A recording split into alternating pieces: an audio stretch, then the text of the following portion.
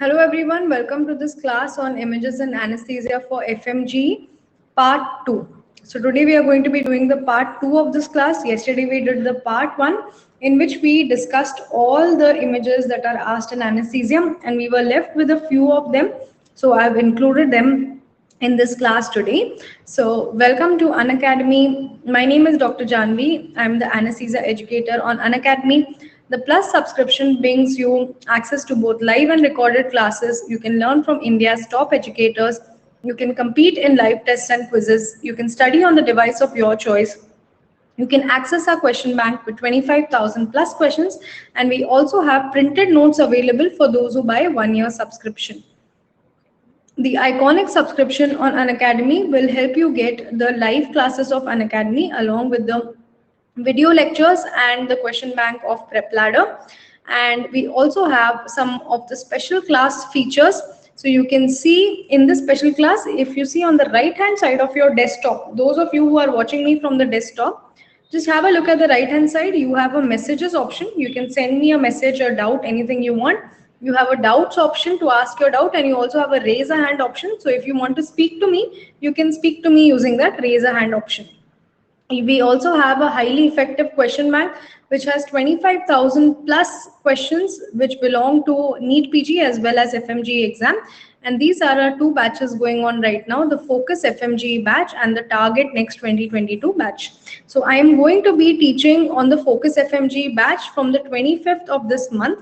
So that is from Saturday. So all the FMG students who would like to learn anesthesia from me, make sure to join the batch. And we have a few offers going on. If you buy 2 year subscription, you get 4 months free. If you buy 12-month subscription, you get 2 months free. And of course, you can use my code over and above these offers. So my code is Dr. Janvi Live. And with that, you get a 10% off on your subscription value. All right. So let's begin with the continuation of our class from yesterday. So yesterday, we discussed quite a few images on anesthesia. And now we are doing the rest. So can anyone identify what kind of anesthesia is being given in this case? So if they simply just ask you in the question, you can see there is an ultrasound probe over here on the patient's neck and one needle is going near the neck. And you are seeing the ultrasound image over here. They are saying this is anterior scalene muscle, middle scalene muscle, and the needle is going into the brachial plexus.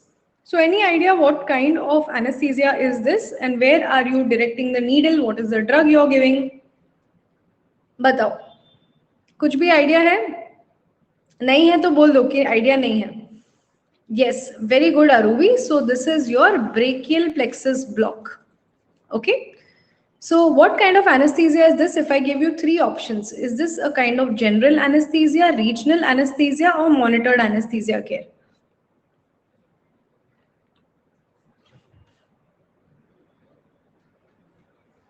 Is it general anesthesia? Is it regional anesthesia or is it monitored anesthesia care? Tell me, what is it? Very good. So this is a type of regional anesthesia.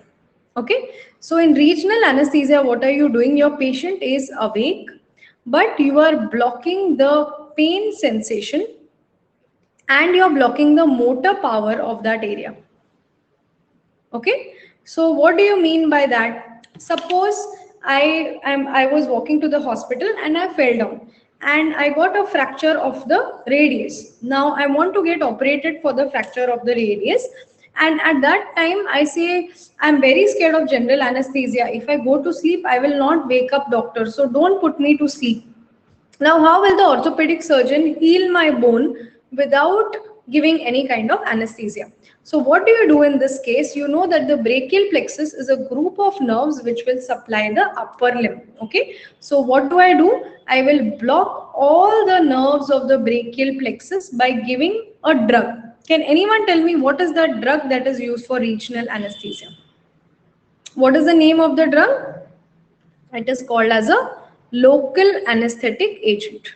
Okay. So when I take the plus classes, we will be discussing the mechanism of action of the local anesthetic agents, types of local anesthetic agents, complications, all of that in detail. Okay. So your main two local anesthetic agents are lignocaine and bupivacaine. So what does your local anesthetic agent do? It basically acts on your nerve and it will numb your nerve. Okay. So the nerve does not carry any pain signals, any motor signals, nothing. There will be no sensation of in the hand, and I will not be able to lift my hand at all once that block is given. Once I bathe my brachial plexus with local anesthetic drug. Okay, so that is how your regional anesthesia works like. All right, now if we are talking about regional anesthesia, can you give me examples of other types of regional anesthesia? Any idea? In which my patient would be awake but the area where the surgery is being carried out is completely numb. Any other types you can tell me? Very good, Aruvi. Spinal anesthesia is one of them. Any other? Spinal के साथ साथ क्या होता है? Okay, so let me tell you this. Your regional anesthesia, very important part of anesthesia, is divided into two types. Okay, one is your central neuraxial blockade, and the second one that you have is your peripheral blockade. Peripheral nerve blockade. Okay, so in your central neuraxial blockade, we have three types of regional anesthesia. We have spinal, we have epidural, and we have caudal anesthesia. And in your peripheral nerve blockades, we are going to numb the peripheral nerves. Okay, so the nerves that are supplying the upper limb, the nerves that are supplying the lower limb. So for upper limb, we have brachial plexus block. For lower limb, we can block the main lower limb nerves like femoral nerve block, sciatic nerve block. All of these are our examples of peripheral nerve blockade. Okay, so in short, all of those of you who have arrived late, we are discussing about regional anesthesia.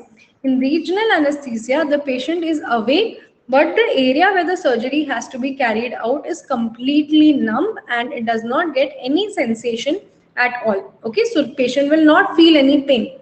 So here, this is an example of giving regional anesthesia in the brachial plexus area. If you want to give it in the legs, you block the femoral or the sciatic nerve. And the drug that you give is your local anesthetic agent, example of which is lignocaine and bupivacaine. Okay, now why am I telling you all of this? In the NEET PG exam this year, they came with a question which said that one patient was getting brachial plexus block, and during the blockade, the patient started getting confusion, drowsiness, seizures, cardiac arrest. Okay, so what has happened over here? So you have to know what is the drug being used? Local anesthetic. What is the complication that can happen in that case? Local anesthetic, systemic toxicity. So that was the answer over there. So you should be able to identify from the question what exactly are they trying to ask. All right. Now, next set of images that we have is of all these needles that are used day in and day out in anesthesia. So can anyone identify these needles for me? Can you identify needle 1, needle 2 and needle 3 for me? And for what purposes are they used? Batao. What is needle 1 used for? Any idea, guys? Chalo, Aradhna, Rushika, Kailash, Dinesh, Anisha, Aruvi.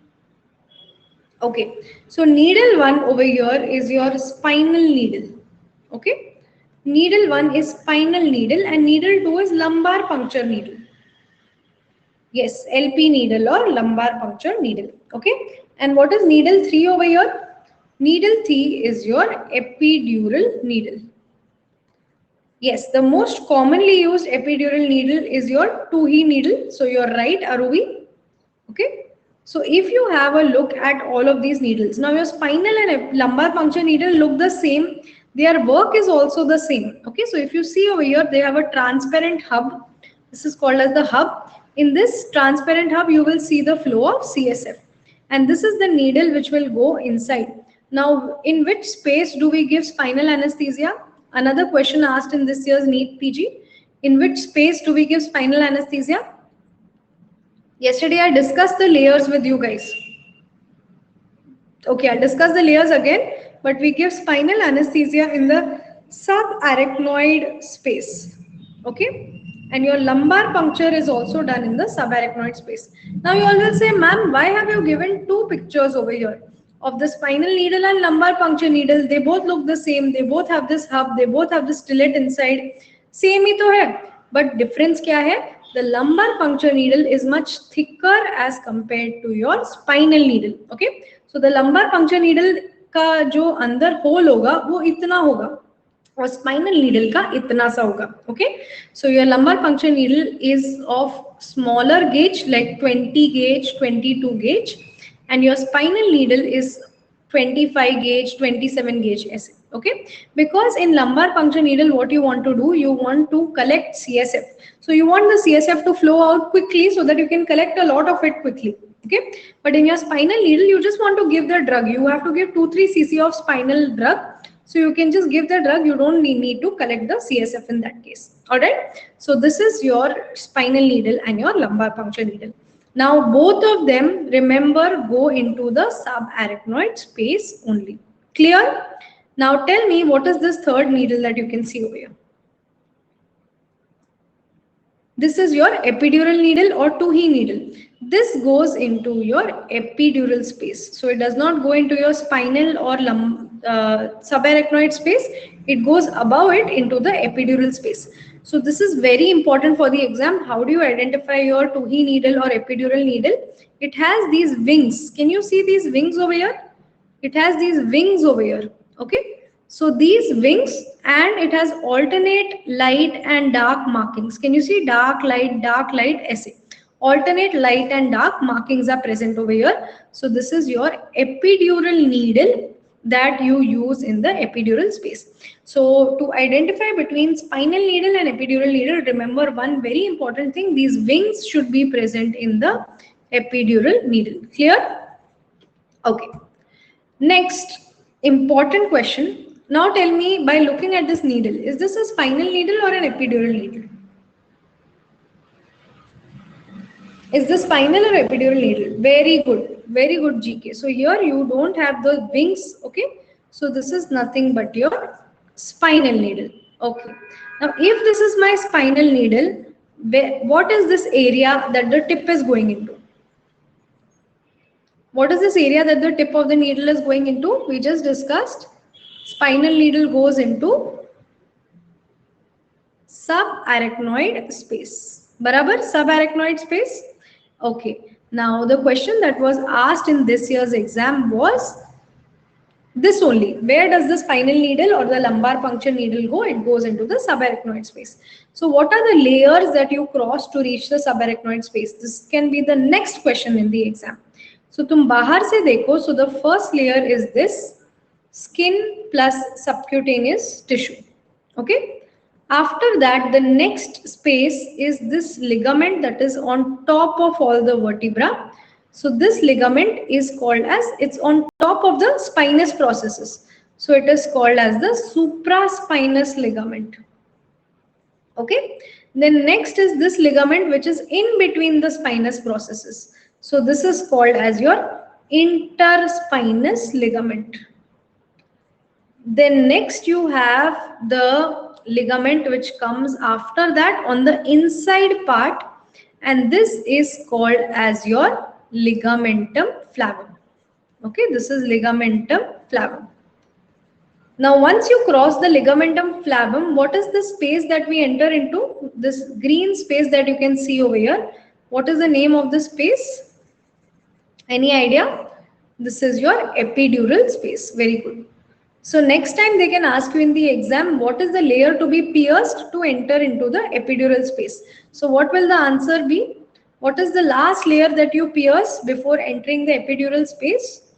It is your ligamentum flavum. Okay. Now once you go ahead of ligamentum flavum and epidural space, then here you have the durameter. Okay. So this will be your durameter. Durameter ke aage you will have the subdural space. Subdural space ke aage you will have your arachnoid mater and uske niche arachnoid, subarachnoid space. All right. So subarachnoid space is the place where you will put your spinal needle or your lumbar puncture needle. Both will go into the subarachnoid space. Clear? Anyone who has not understood the layers that you will cross to reach? Should I write it down? It is skin, subcutaneous tissue. Next layer is your supraspinous ligament. Next layer is your interspinous ligament. Next layer is your supraspinous, interspinous, then ligamentum flavum. Then you reach into your epidural space. After epidural space, you will cross the dura. After crossing the dura, you will cross the arachnoid mater, and then you will enter into your subarachnoid space. Clear? These are your layers that you cross to reach the subarachnoid space. Very important for the exam. That's why I'm marking it as a triple star over here. Please remember this. Okay? All right. Next picture. ये तो FMG exam में इतने बार पूछा गया है. So what are all these things that I'm showing you over here in the picture?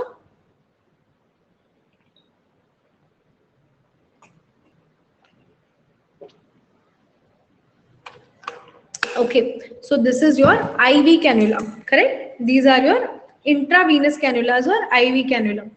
Now, can you tell me what size is this yellow IV cannula? Sub IV cannula के तुमको sizes आने चाहिए according to the color. So, what size is the yellow IV cannula? 24. Blue is 22. Pink is 20. Green is 18. Very good. Gray is 16 and orange is 14. सब आने चाहिए तुमको the gauges of all IV cannulas. Now the next question that I want to ask you guys from these IV cannulas is, out of all these IV cannulas, which is used in pediatric patients? If they give you colors, orange, gray, pink, yellow, which IV cannula will you use in pediatric patients? 14 gauge, pink, in pediatric patients. Very good. You will use the smallest IV cannula in pediatric patients. Okay, so they have very small veins. So you will use the smallest IV cannula in pediatric patients. Okay, so this is your size 24 that we will use. Okay, if I have a purple IV cannula, what is the size of a purple IV cannula? Anyone? Size of a purple IV cannula? Very good, that is 26 gauge. Okay, so the two IV cannulas that we use in pediatric patients is, one is this yellow IV cannula and second is the purple IV cannula. Okay, so remember that the rest all blue, pink, green, gray, orange, all of them are used in adults. Okay, if they give you a question which asks that a patient is having major blood loss and you want to transfuse blood quickly into him, then what IV cannula color will you prefer in him? Very good. So if you want to transfuse blood or fluids at a very high rate, you have to put a big cannula. So which is the big cannula? You can put green, you can put gray, or you can put orange. All of these are big cannulas. So if they ask you in trauma, which IV cannulas will you put? So in trauma, you will put the big IV cannulas. All right. Okay. Now next picture. Identify this. Anyone? Can you identify this for me?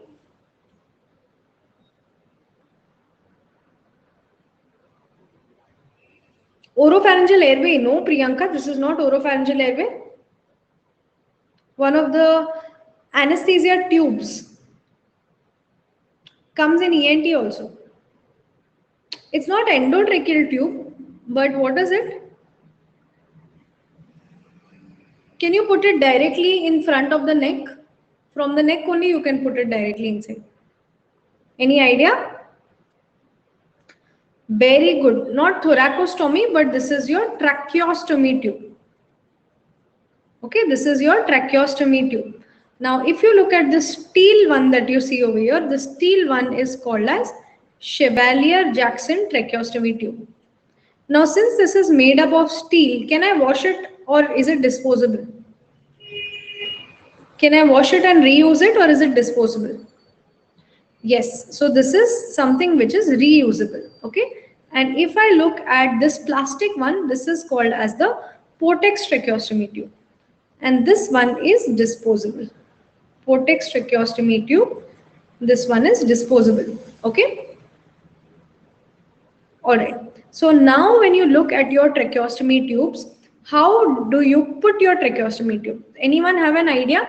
If this is your trachea, okay, when you look in the neck, in the front of the neck, you have the airway, that is your trachea, and behind the neck, what do you have? You have esophagus, okay? So trachea के पीछे you have the esophagus. So आगे you have the airway tube and पीछे you have the feeding tube. So in tracheostomy, what do? I make a hole here in the front of the neck, in the trachea, and I put the tracheostomy tube which will go inside into the trachea. It's a short tube, so I make a hole over here and I put the tube inside into the trachea. Clear? So this is your tracheostomy tube, and this end I will connect to the ventilator. Okay? All right. Next, can you guys identify what is this? What is the use? Very good. So this is nothing but defibrillator. Okay, now tell me what is the difference between A and B? Are they both defibrillators, or is there some difference between them? Both are defibrillators. Very good, Priyanka. So B is a automatic defibrillator. It is also called as automatic external defibrillator. Okay. So have you guys seen this at airports or at malls, movie theaters? ऐसे एक glass case होता है, उसमें you have this defibrillator present. It is called as the AED, or automated external defibrillator. And this one on this side is called as a manual defibrillator. Okay. Now, what is the difference between a manual defibrillator and an automatic external defibrillator? So, manual defibrillator mein you have to put the paddles. When you put the paddles, these paddles, side mein paddles hai, you put it on the patient's chest. Then you have to look at the ECG. You have to identify whether the ECG is shockable or non-shockable, when to give the shock, how much joules of energy you need to give. All that you need to decide manually. Okay. But when you have this automatic external defibrillator, you don't need to do any of them. You can simply just apply the pads. It will get the ECG on its own. It will analyze the ECG on its own. It will deliver the shock on its own. So you don't need to do anything in an automatic external defibrillator. Okay. Now in your exam, they can put pictures of either of these defibrillators and ask you, what is this? So one, you should know that it is a defibrillator. Always look for the paddles, and these, if you can't see the paddles, look for these pads to stick onto the patient. Okay. Second thing, they can ask you whether it is manual or automatic defibrillator. Clear? Okay. Now, how many of you all know the CPR guidelines well? And how many of you all want me to take a revision class on CPR guidelines?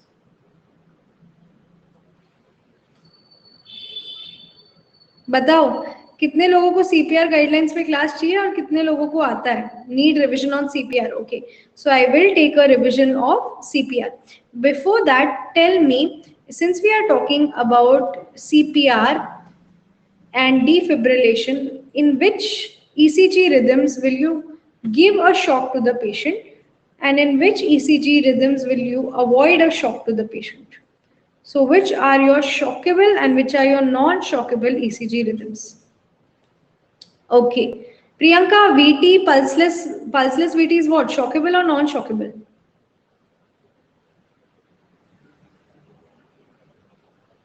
Okay. So your asystole is non-shockable. Okay. After that, your pulseless ventricular tachycardia, is it shockable or non-shockable? It is shockable. Okay, it is shockable. This was just to confuse you guys. So your pulseless ventricular tachycardia and your ventricular fibrillation, these are your two shockable rhythms. And amongst your non-shockable rhythm, what do we have? We have asystole and we have PEA, pulseless electrical activity. Okay. So these are our shockable and non-shockable rhythms. How do they look like? How do we treat them? All of that I will take in the class on CPR. Okay.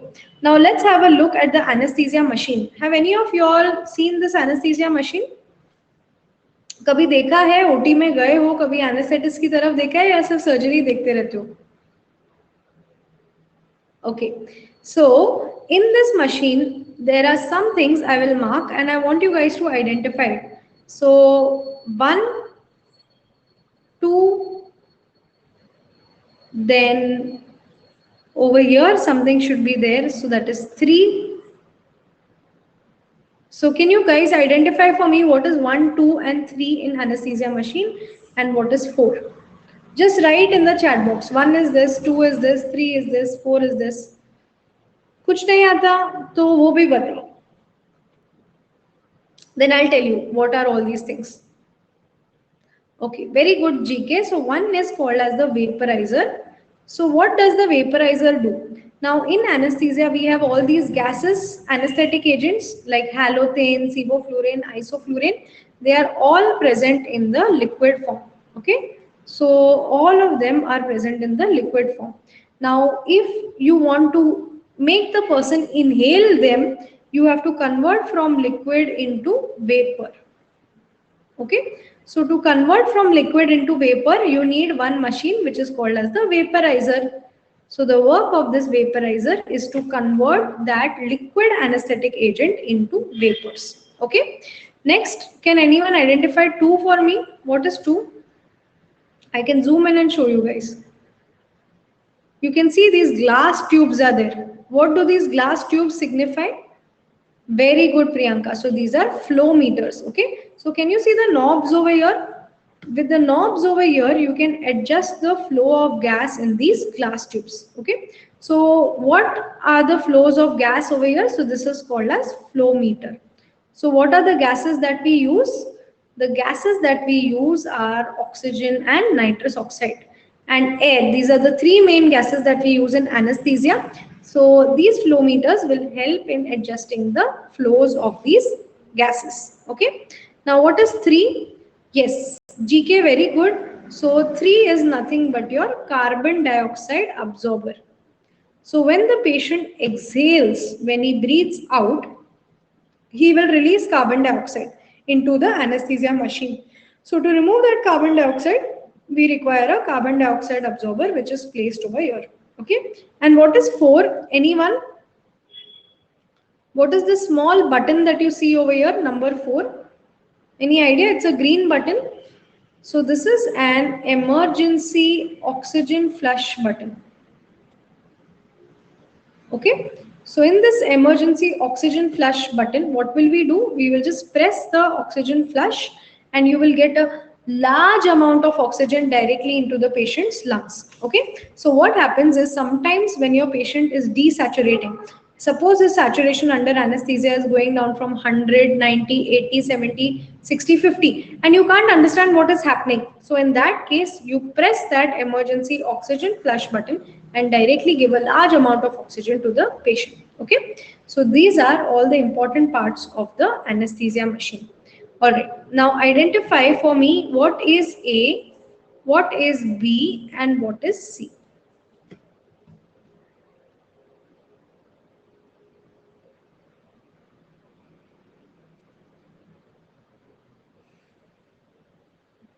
Priyanka closed what? What are all these 3 things? What are they types of? What is A, B, and C? Very good, GK. So A is a type of closed circuit. Okay, they are types of circuits. A is closed circuit. What is B? B is closed or open, or yeah, they are Mapleson circuit, but they are also called as semi-closed circuits. Okay, Mapleson circuits are called as semi-closed circuits. And what is C? C is a type of open circuit. Now let's start off with the open circuits. Okay, so previously when people used to give anesthesia, they used to have liquid agents like ether, chloroform. So what would they do? They would place a mask like this onto the patient's face, and on top of the mask they used to place one gauze piece. Okay, so अगर ये mask है, so on top of that I will place one gauze piece, and on that gauze piece I will put drops of chloroform, drops of ether. So patient used to inhale the chloroform or ether and he used to fall asleep or he used to become unconscious. Okay. Now patient is breathing outside air. and he is expiring air also into the environment. So what is happening? This is an open circuit. Okay? Everything is happening openly with the environment. So it is called as an open circuit. So this mask is an example of an open circuit. You should just put a gauze piece on top, drench it with chloroform or ether, and finally put the patient off to sleep. So it's an example of open or closed circuit. Okay. Now, next, when you have a look at the next type of circuit, they said we don't want an open circuit. Let's move on to the semi-closed circuits. So there was one guy, very smart guy called Mapleson. Okay. So Mapleson said, "Ki what I will do is the patient can get the oxygen from one pipeline. So like this, it will go straight into the pipeline. Okay? So, and then when he exhales out, this air will go out from the same tube and the pressure in this tubing will rise and the air will move out like this. The exhaled air will move out through this open valve. Okay? So what is happening over here? I'll show you again. This is the kind of semi-closed circuit, because the patient is getting the inhaled breath from the ventilator, and then when he exhales the breath, it goes out into the environment through this valve. Okay, so this is an example of a semi-closed circuit. The inhalation is closed, but the exhalation is out into the open. Okay, so after that, the next kind of circuit that came was your closed circuit. So this is an example of closed circuit. Now closed circuit mein what is happening, just have a look at it. Okay. So this is the ventilator. From the ventilator you are giving fresh gases to the patient. The fresh gases are moving in one direction. They are going into the patient through the endotracheal tube. Now the patient starts expiring air. He breathes out air. Now that air that he has breathed out will go out from the expiratory limb. This is your expiratory limb. Okay. So from here he was inspiring. This was inspiratory limb, and from here he is expiring. So this is your expiratory limb. Now from the expiratory limb it will go into the bag. From the bag it goes into this carbon dioxide absorber. Once the carbon dioxide from the expired gases is absorbed, the rest of the gas is recycled and again given for inhalation. So what is happening over here? Everything is closed. The inhalation, exhalation, everything is closed within the circuit. So this is called as a closed circuit. Okay, or it is also called as the circle system because it moves like a circle. You give the breath from the ventilator, inspiratory limb into the patient. Patient expires out, expiratory limb into the soda line, carbon dioxide absorber, and back to the patient. All right. So you all understood the concept of open circuit, closed circuit, and semi-closed circuit. Is it clear? Okay. Now let's move on to our next image. This is the actual example of some of the Mapleson circuit. So this was the diagrammatic representation. In Mapleson circuit, you have Mapleson A, B, C, D, F. Usme se you need to know only two circuits when you look at them. So can anyone identify what circuit is this? Mapleson which one? And which one is the next one? A, B, C, D, F में से अगर नहीं आता है तो just take a wild guess and answer. Okay, very good, Priyanka. So if you see this one, okay, this one is Mapleson D. It is also called as Bain's circuit. Now, how do you identify Mapleson D or Bain circuit? So there is one very classical way of identifying it. You can see the green tubing inside the white tubing. Okay? So you can see there is a white tubing outside, and then inside you have a green tubing. So outside you have a white tubing, inside you have a green tubing. So this is how you identify Mapleson D or Bain circuit. Now this is the circuit that is used in adult patients, and in adult patients, if they ask you what is it the best for, it is the best for controlled ventilation. When you are controlling the breathing of the patient. Okay. Now anyone, what is this next Mapleson circuit? The green tubing is out separate as compared to the white tubing over here. Two separate tubings. This is Mapleson F. Okay. Mapleson F is also called as Jackson-Reef circuit. Now this is specifically used in pediatric patients for ventilation. Okay, so your Jackson-Reeve circuit is used in pediatrics and your Bain circuit is used in adults. And in pediatric patients, you give both spontaneous as well as controlled ventilation through the Jackson-Reeve circuit. Clear? Okay. Now identify these tests in anesthesia. Chal, batao. Very commonly asked in the exam. Identify these tests. Which one is Malampatti? Ashutosh?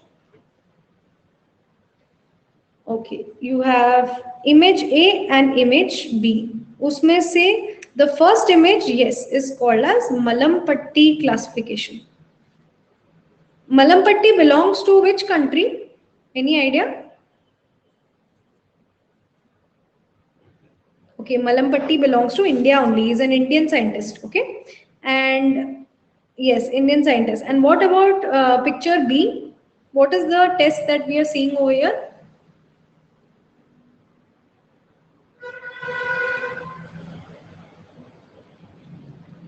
In picture B, we are seeing the Cormack-Lehan grading. Okay, this is your Cormack-Lehan grading. Okay, now क्या होता है ना in Malampatti classification? What do you see? This is to identify difficult airway. Okay, so in this you ask the patient to open his mouth wide like this and protrude his tongue out, and all the things that you see at the back of the airway, that will classify whether it is Malampatti class 1, 2, 3 or 4. Okay, so if you are able to see the entire, let me zoom in and show you guys. So in Malampatti 1, you can see the entire tonsillar pillars. You can see the full uvula, you can see the full soft palate, and you can see the full hard palate. So this is Malampatti class 1. Malampatti class 2, the tip of the uvula is not seen and full tonsillar pillars are not seen. But you can see the soft palate, you can see the hard palate. Okay. Now Malampatti class 3, only soft palate and hard palate are seen, and Malampatti class 4, only hard palate is seen. Okay. So I'll write it over here. What all you can see? Plus base of uvula is seen. Okay. And here everything is seen. So now tell me, if they ask you in the exam, which of these will be a difficult airway? Class 1, 2, 3 or 4? Very good, Priyanka. So class 3 and class 4 will be a difficult airway. Okay. Because you can see only the hard palate in this case. That means it is an anticipated difficult airway. Okay. Alright. Now next is your Cormack-Lehan grading. For doing the Cormack-Lehan grading, what do you have to do? Any idea? Do you have to do any kind of maneuver to be able to see the vocal cords?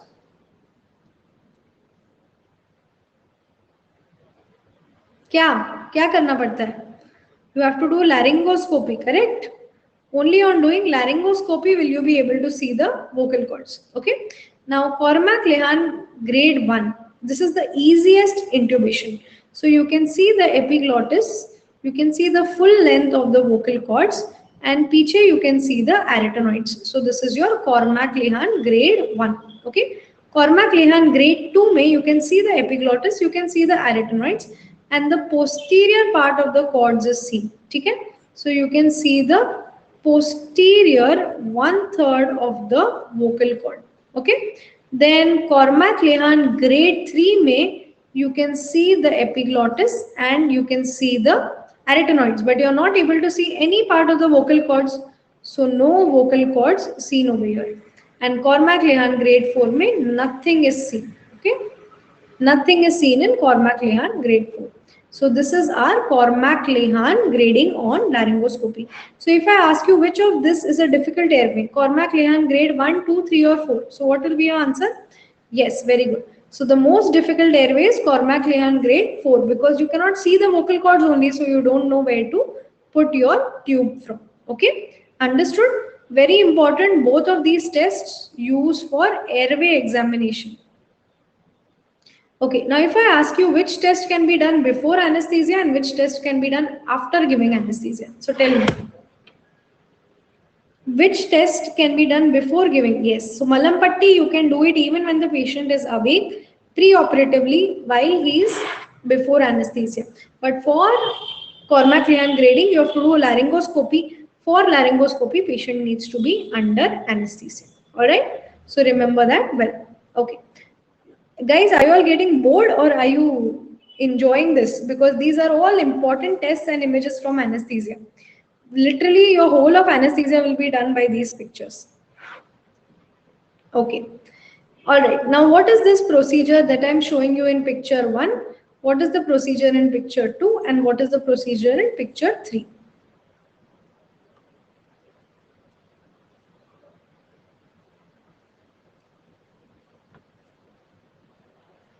Okay. So, the first picture is fiber optic bronchoscope.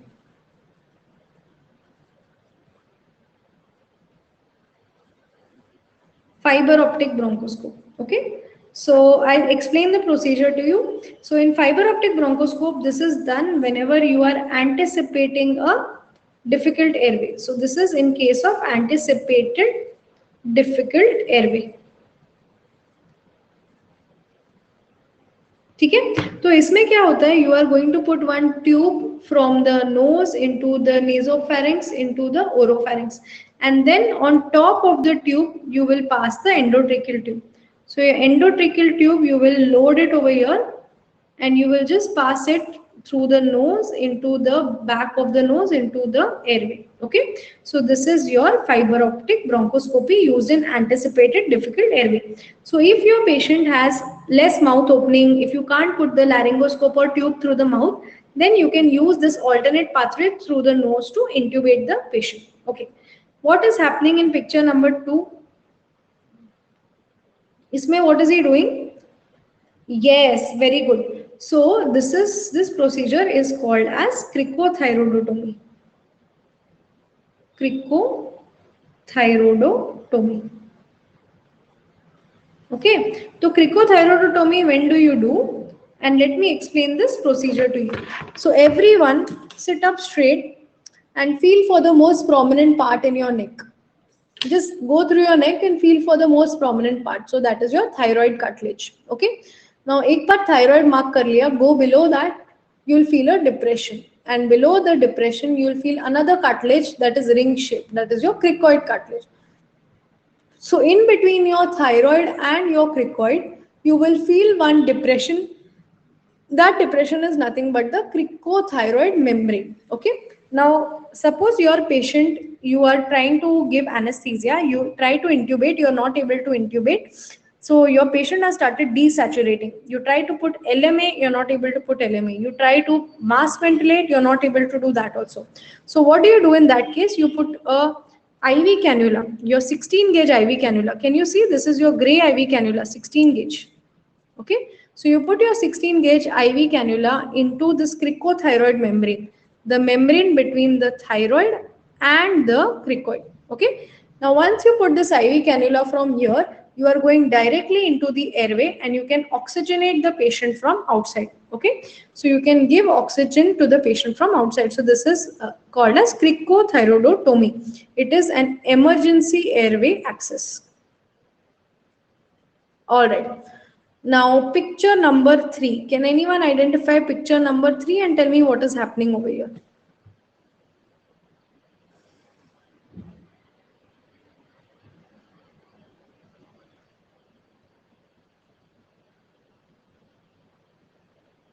Ashutosh, I didn't understand your question. Sivalin and Protex wale same place means? Acha, you're talking about the tracheostomy tube. Chevalier, Jackson and Protex tracheostomy tube. Yeah, both you put in the trachea only. Yes, very good, Manu. So this is called as Sellick's maneuver, or it is also called as your cricoid pressure. Okay.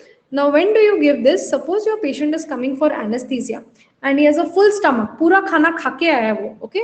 Now, what can happen when you're giving anesthesia? वो सारा खाना ऊपर आ जाएगा. It will come into the esophagus, and from the esophagus, it can come ahead into the trachea or into your airway, and that will be very bad.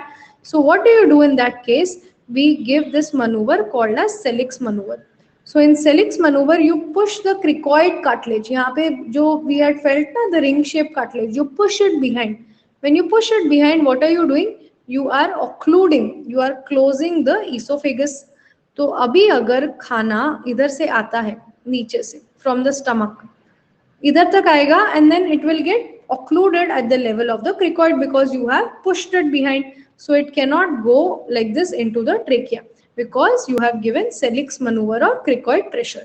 So whenever we are giving anesthesia in a patient of full stomach, to prevent aspiration in him, aspiration means the food going from the food pipe into the windpipe. So to prevent aspiration in these patients, we do a Sellick's maneuver or cricoid pressure. Clear? Okay. Now let's move on to the special types of positions under anesthesia. So can you identify position B, position this one, number 2, and position number 3? And what are the names of these positions? Okay, Ashutosh is saying position B is called as RAM position. Very good. Where do we use RAM position? Position 2 is Rose position. Very good. सब कुछ आता है तुम लोग को. And position 3 is Sims position. No, it is called as recovery position. Okay. Now RAM position में क्या होता है? You are putting a lot of bed sheets or pillows below the patient's head, and this is used in obese patients for intubation. Okay. So what do you do in this case? Is that you place the pillows in such a way that the ears and the sternal notch, all of them are coming in one straight line. So the ear and the sternal notch should be in the straight line. So this makes it easier to intubate obese patients. Okay. Now picture number 2 is Rose position. So in Rose position, you're putting a pillow below the shoulder. So क्या होता है? This head goes even more behind. This position is very good for intubation. Okay. So use it for two things, one for intubation and for tonsillectomy. तो tonsillectomy में क्या होता है? तुम्हारे tonsils इधर है. So the surgeon will sit over here and he will easily be able to access the tonsils from here. Okay. So your Rose position is also given in case of tonsillectomy. And last position is your recovery position. So after anesthesia, when you're shifting your patient to the recovery room, you make him sleep onto one side like this, and क्या होगा ना उससे, if the patient vomits, the vomit will directly come out. If you make him sleep like this, he can aspirate the vomit into his airway. But if you make him sleep sideways, the vomit can come outside. Okay. So this is called as recovery position. Now these are some different types of positions under anesthesia. These questions have been asked previously in INI, CET and NEET PG. So start telling me what are all of these positions. Yes, सीधा लेटा है, so this is called as supine position. B, if the head is down, this is called as Trendelenburg. Very good. Trendelenburg position. If the head is up and the feet are down, then this is Ulta, reverse Trendelenburg. Very good. What about this position D? This you must have seen in gynac. Yes, if the legs are apart like this, then this is called as lithotomy position. All gynac procedures are done in lithotomy position. What about E? Patient is to one side. Yes, lateral, but which lateral? Right or left lateral? Yes. So whatever side is down, it is that side. Okay, so this is a right lateral position.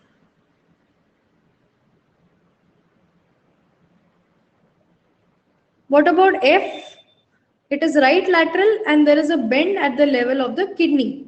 So this is also called as kidney position. Okay, this is also called as kidney position. Alright. What about picture G? It is the same. Picture G is the same. That is also kidney position.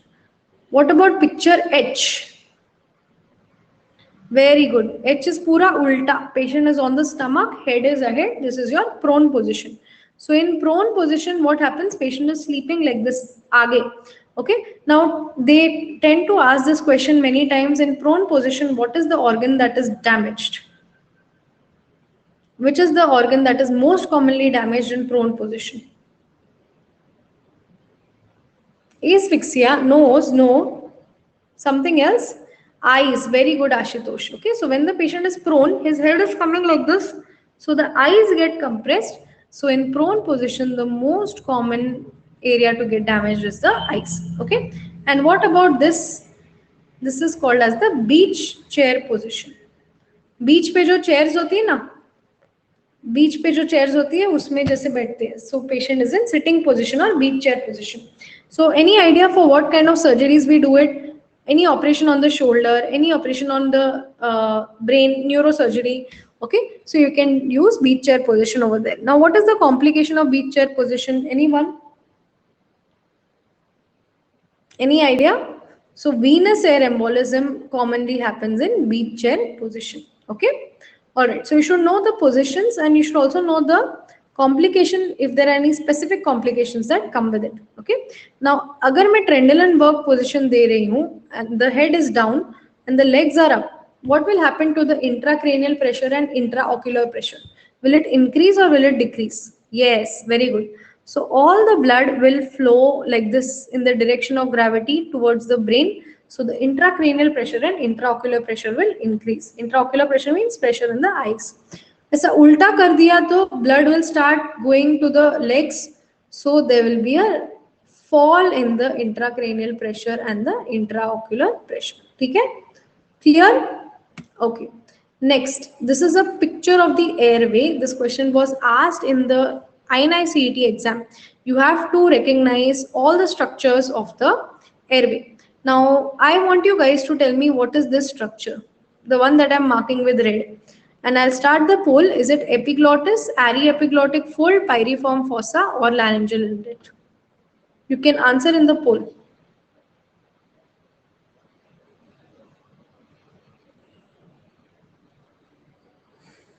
Does this time become too late for you guys, or do you prefer to have classes during this time?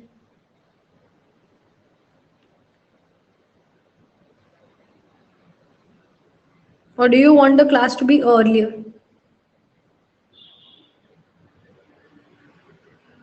Okay, all right. So most of you have answered it correctly. This is your epiglottis. Okay, so this large leaf shaped thing that you see is your epiglottis. Okay, अभी ये बताओ ये क्या है?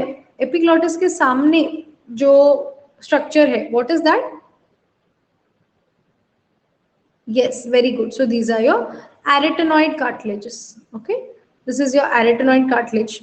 And if you see inside this white structure that you're seeing, what are these white structures? These are your vocal cords. Very good. और ये जो hole दिख रहा है, what is it called? जिसके through you put the endotracheal tube. This is called as your laryngeal inlet. Laryngeal inlet. Okay. And ये क्या है? The thing that is connecting the epiglottis and the arytenoids. Yes, very good. So that is called as your aryepiglottic fold. Okay, so समझ में आ गया all the important parts of the airway. Okay, ये तुम्हारे arytenoids के पीछे यहाँ पे जगह दिख नहीं रही है, but arytenoids के पीछे जो जगह है उसको क्या बोलेंगे? Arytenoids के पीछे यहाँ पे जो जगह है उसको क्या बोलेंगे? Pyriform fossa. Very good. Okay, you can't see it over here, but generally it is the pyriform fossa. Okay, now since we did this question, I want you guys to identify this situation. So after giving anesthesia, Rekha is faced with the situation of cannot ventilate, cannot intubate in her patient. What is the emergency procedure in the image below that she opts for? So is it percutaneous tracheostomy, cricothyroidotomy, cricoid pressure, or cricolaryngotomy?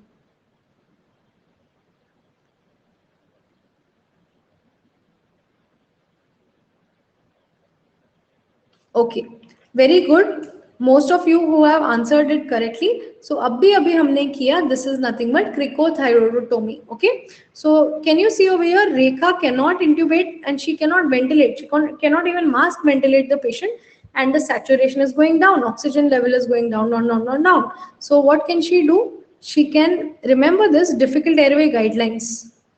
First, you try to intubate. If you are unable to intubate, next thing you will do is you try to put an LMA or a supraglottic airway device. If you are unable to put the LMA, next thing you do, you will mask ventilate the patient. Just hold the mask and press the back. Okay. And if you are unable to do that also, then next thing is to do a cricothyroidotomy. Okay. So here, what is the picture showing? This is a cricothyroidotomy. Between the cricoid and the thyroid, you have the cricothyroid cartilage, cricothyroid membrane. You put a big IV cannula through there and then oxygenate from outside. Okay. All right. Now, identify which of these is not a use of this instrument in COVID patients. So, in COVID patients, we were intubating using this aerosol box or intubating box. This is used by anesthetists. So, what of these is not a use for this instrument? Intubation, mask ventilation, suctioning oropharyngeal secretions, or inserting central venous catheter.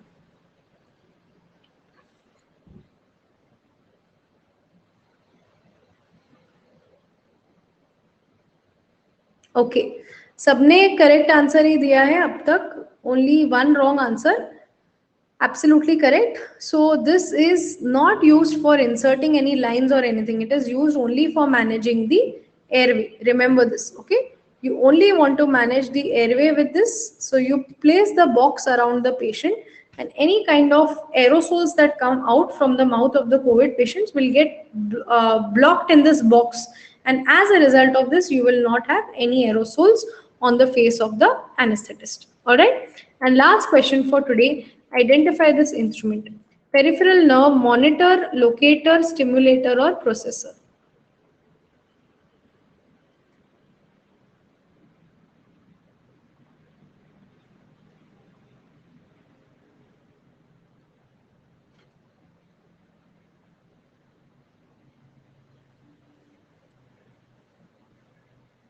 Okay, very good. So only 30%, only all is Priyanka, Manu and Virendra got it correct. So this is your peripheral nerve stimulator. Okay. Any idea what is peripheral nerve stimulator used for, guys? Can anyone tell me what is it used for?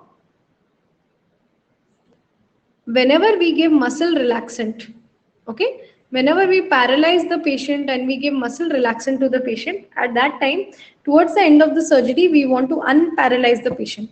So we put this machine on the thumb and we give electrical current over here, electrical stimulus along the ulnar nerve. When the ulnar nerve gets excited, it will cause movement of the thumb. Okay, so only if the muscle is unparalyzed, the thumb will move. So how do we check whether the muscle is unparalyzed or not? By using this peripheral nerve stimulator. Okay, so you give shock current at the ulnar nerve and then allow this thumb to move. So that will give you the peripheral nerve stimulation, and then you can see whether your patient is unparalyzed. If your patient is unparalyzed, you can wake him up and you can finish off anesthesia. If your patient is paralyzed, then you have to wait till the action of the paralysis agent is over or the muscle relaxant is over, and only after that you should wake up your patient at the end of anesthesia. Okay? So this is your peripheral nerve stimulator. Most commonly stimulated nerve, ulnar nerve, and it is the thumb is the movement of the thumb is seen when you stimulate the ulnar nerve. Okay? So that's it for today. We did all the remaining images that are asked in anesthesia. Now from 25th, that is from Saturday, I will be starting a course for FMG students in anesthesia, and it's really useful. In 5 days, you can complete the whole of anesthesia. So I highly recommend you guys to come for that course.